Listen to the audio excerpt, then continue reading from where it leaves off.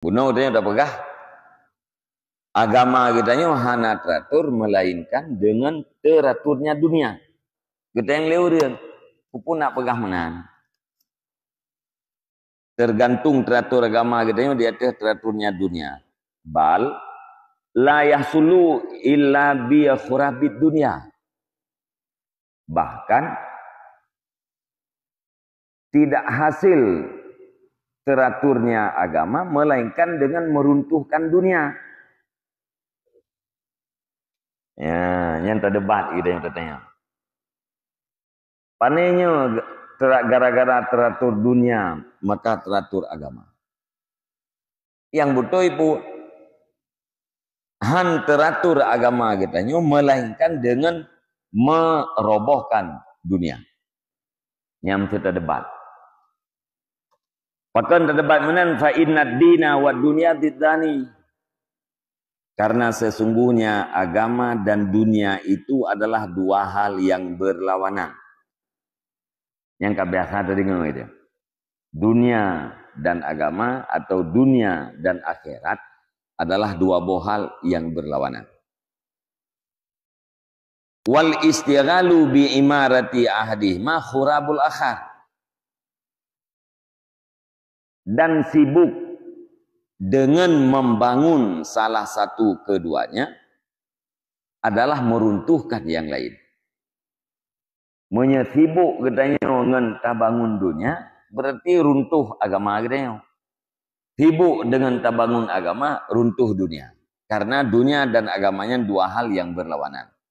Nah, jadi pendek je, ya, pertanyaan je, upasai, nepegah teratur agama tergantung di atas teratur dunia.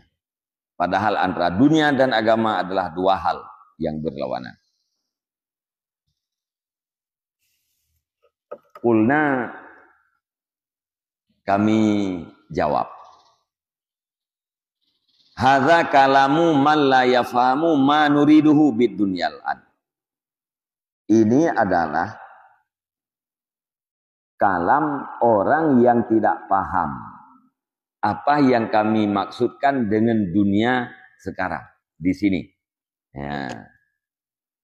Dijawab oleh Imam Al-Ghazali pertama nyan pertanyaan nyan timoh ba urang yang hana muhum putra yang kamu maksudkan dengan dunia.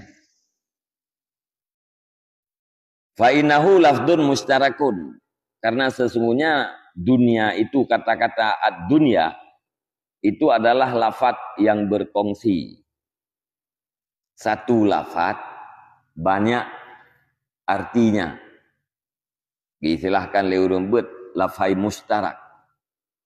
Ya, lafaz disaboh makna jihle. Qad yutlaku ala fudulit tanaumi wa talazzuzi wa ziyadah alal hajah wa darurah. Terkadang-kadang dunia itu digunakan kepada fudul tanaum, berlebihan, ya, bernikmat-nikmat, berlazat-lazat, ziyadah, lebih di atas hajat dan darurah. Nah, yang pakai dunia pu kata-kata dunia dimaksudkan fudul. Makna fudul gitu yang kali tabik pu sesuatu yang tidak berfaedah terhadap akhirat gitu. Ya, yang fudul gitu. Jadi nah kata-kata dunia yang maksudkan dengan fudul, dunia yang tercela. Waqad yutlaku ala jami'i ma huwa muhtajun ilaihi qablal maut. Terkadang-kadang digunakan kata-kata dunia itu di atas sekalian sesuatu yang dibutuhkan sebelum kematian. Nafid gemaksud daripada dunia adalah segala sesuatu yang tak butuhkan lagi katanya yuh gohlo mati itu atra yang hanjitahan. Ya. Wa ahaduhuma diddud din wal akharu syatuhu. Salah satu daripada dua buah makna dunianya adalah lawan daripada agama. Salah satu yang lain adalah syarat terhadap agama.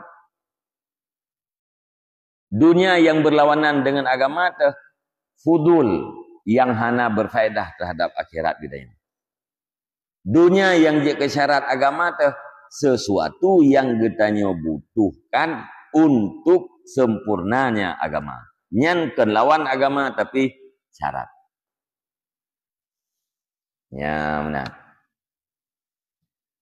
Wa hakadza yaghlitu man la yumayyizu baina ma'anil alfadil mustarakah.